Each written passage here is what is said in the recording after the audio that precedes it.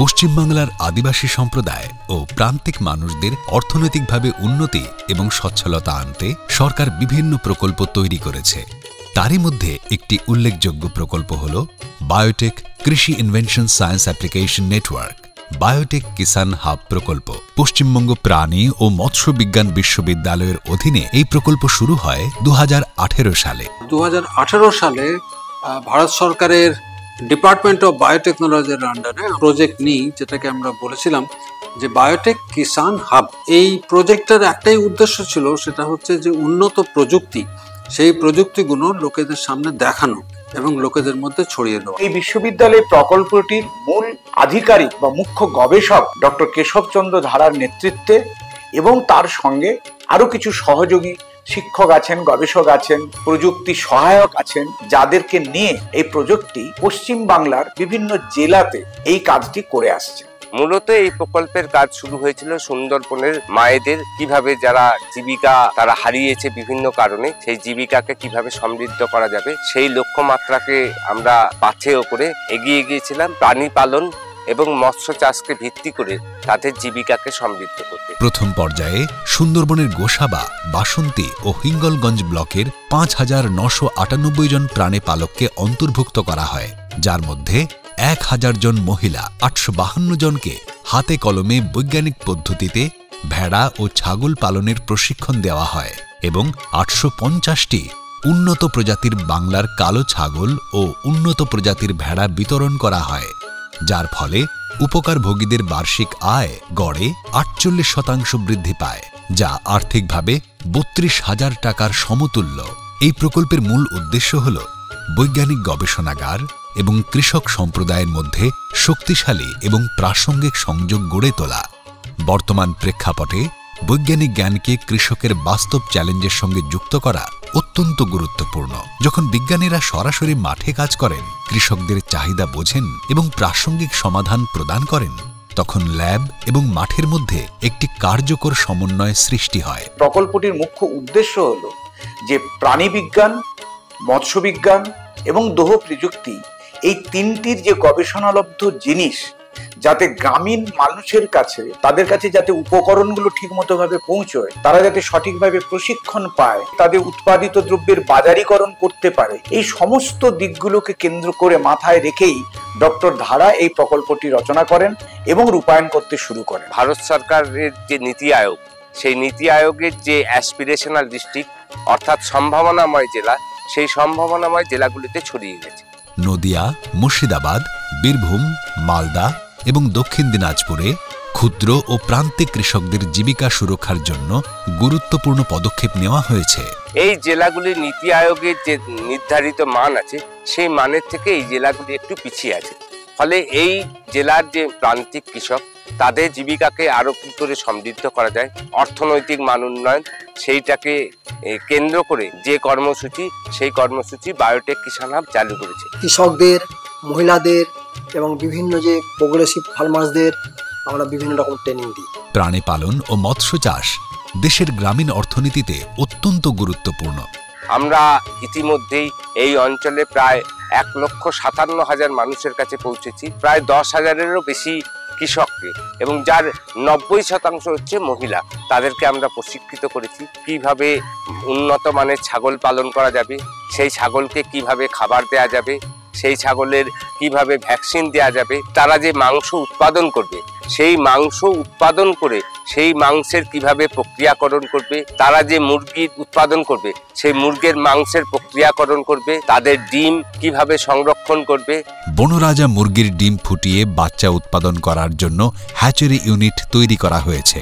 তার পাশাপাশি মাংস বিক্রয় করার জন্য হাইজেনিক মিট আউটলেট তৈরি করা হয়েছে। বায়োটেক কিষাণ হাব প্রকল্পের থেকে প্রশিক্ষণ নিয়েছিলাম এবং আমি এই বায়োটেক কিষাণ হাব প্রকল্প থেকে 2টি ছাগল পেয়েছি। এই ছাগল এখন আমার 8-10টার মতো হয়েছে। এই ছাগল পুষে আমি লাভ বৃদ্ধি পেয়েছি এবং আমাকে দেখে আমাদের গ্রামে আরও 4-5 জন মহিলা এগিয়ে এসেছেন, বায়োটেক কিষাণ হাব প্রকল্পে থেকে ছাগল নিয়েছেন। আমার ছাগলের কোনো রকম অসুখ দেখা দিলে আমি এই বায়োটেক কিষাণ হাব প্রকল্প থেকে সাহায্য পাই। বায়োটেক কিষাণ হাব থেকে আমরা ট্রেনিং নিয়ে 2টো করে ছাগল পেয়েছি। আমার 2টো থেকে 4টে হয়েছে ছাগল। চিকিৎসার জন্য বায়োটেক কিষাণ হাব থেকে অনেক হেল্প পেয়েছি। আমি যে ছাগলগুলো পেয়েছি সেখান থেকেই আমার অনেক ছাগল হয়, সেখান থেকে আমি উন্নতি করতে পারি, আমার বাড়ির সংসার আমি চালাতে পারি। আমরা ছাগল পেয়েছি, 4-5টা করে সব ছাগল হয়ে আছে। ছাগল হওয়ার পর আমরা সব বাড়িতে পশুপালন করছি। ছাগল পেয়েছি, ছাগলের পাড়াতে আমাদের খুব উন্নতি হয়েছে। হয়তো আমাদের সংসারে খুব কষ্ট হতো, সেটা আর হয় না। ছেলেপিলার স্কুল টিউশনের পয়সাগুলো দিতে অসুবিধা হতো, সেগুলো দেওয়া যায়। আমরা ট্রেনিংও গেছি, 4-5 দিন ট্রেনিংও করে এসেছি। ট্রেনিংও আমাদের অনেক কিছু বুঝালছে, আমরাও বুঝতে পেরেছি। অথচ সারাদিকে যদি ফোন করা হয় যে না আমাদের ছাগলের ভ্যাকসিনের ওষুধের জন্য যদি ফোন করি, স্যারাও আসে, স্যারেরা এসে ইঞ্জেকশন ওষুধ দিয়ে যায়। পশ্চিমবঙ্গের একটা সাকসেস স্টোরি, সেটা হচ্ছে পোলট্রি সেক্টর। এই পোলট্রি সেক্টরের মাধ্যমে যে ব্যাকইয়ার্ড পোলট্রি আমরা বলি, বনরাজা বা আরও উন্নত ধরনের মুরগি ছানা, সেগুলো চাষিদেরকে দেওয়া এবং সেই চাষিদেরকে উদ্বুদ্ধ করা। মুরগি পালনের উপর প্রশিক্ষণ নিয়েছিলাম। প্রথমে আমি 20টা মুরগি পেয়েছিলাম, তারপর সেই থেকে বেড়ে আমার 30টা মতন মুরগি হয়েছে। সেই মুরগি পালন করে ডিম বিক্রি করে সংসারের আয় করতে পারছি। আমি মুরগি পেয়েছি, হয়েছে, আমি এবারে বারবারান্ত করছি।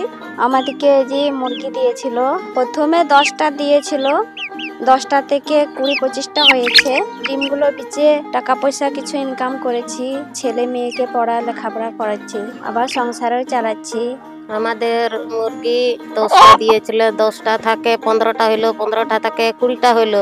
ডিম দিলে 30টা হয়ে গেছে। 30টার ডিম বিক্রি করি, ওই পয়সা নিয়ে কিছু সংসারে লাগাচ্ছি, আর কিছু ছেলে পেলের দিকে দিচ্ছি। ওইদিকে এরকম করে ছেলে পেলে পড়াশোনা হচ্ছে আমাদেরও। মাছ চাষ করা, বিশেষ করে আমরা মাছ চাষ করার ক্ষেত্রে দেখেছি যে মহিলাদের যারা গরিব এবং প্রান্তিক মানুষ, তাদের ক্ষেত্রে পুকুর নেই। আমরা যেটা করেছিলাম যে বিভিন্ন যে সরকারি বিল বা খাল, সেগুলোকে সরকারের সঙ্গে কথা বলে তাদেরকে একটা গোষ্ঠী তৈরি করে যাতে তারা মাছ চাষ করতে পারে। বায়োটেক কিষাণ হাব থেকে মাছের প্রশিক্ষণ নিয়েছি, মাছের চারা পেয়েছি। সেই চারা পুকুরে চাষ করে বাজারে বিক্রি করেছি, টাকা উৎপাদন করেছি এবং সংসারে আয় হচ্ছে। মাছ চাষ করি, এই মাছ চাষ করে অনেক টাকা উপার্জন করতে পারি। ছেলে মেয়েদের লেখাপড়া এবং টিউশনির পয়সা এখান থেকে জোগাতে পারি, খাবারের উপার্জনও করতে পারি। আমরা পুকুর নিয়েছি একটা, ওখানে মাছ চাষ করছি, রুই মাছ করছি, চারা পোনা গুলা করছি। চাষ করে আমাদের কিছু লাভ হচ্ছে, আমাদের ঘর সংসার ভালোই চলছে, ছোট ছোট ছেলে মেয়েদিকে পড়াশোনা করতে পারছি। আমরা পুকুরে মাছ ছেড়ে রুই কাতলা সবই আমরা বাজারে নিয়ে যাচ্ছি, বিক্রি করছি। মাছের চারা পেয়েছি, পুকুরে ফেলেছি, বড় বড় মাছ হয়েছে। আমরা ওই মাছগুলা ধরি আর বাজারে বিক্রি করি, বিক্রি করে আমরা পয়সা পেয়েছি, আমাদের সংসারও লাগাইছি, ছেলেপিলাও পড়াইছি, আমরা খুব ভালোই আছি। প্রকল্পের দ্বিতীয় ভাগে 5260 জন প্রাণী পালক, যাদের মধ্যে 3458 জন মহিলা, তারা বৈজ্ঞানিক পদ্ধতিতে ছাগল, মুরগি ও মাছ চাষের উপর প্রশিক্ষণ লাভ করেন।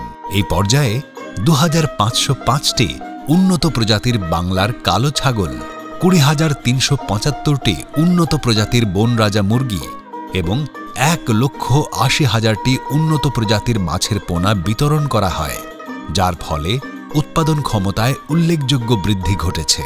যেমন ছাগলে 10.48%, মুরগিতে 27.18% এবং মৎস্য চাষে 25.30% এবং তার ফলে কৃষকদের বার্ষিক আয় গড়ে 47,325 টাকা বৃদ্ধি পায়।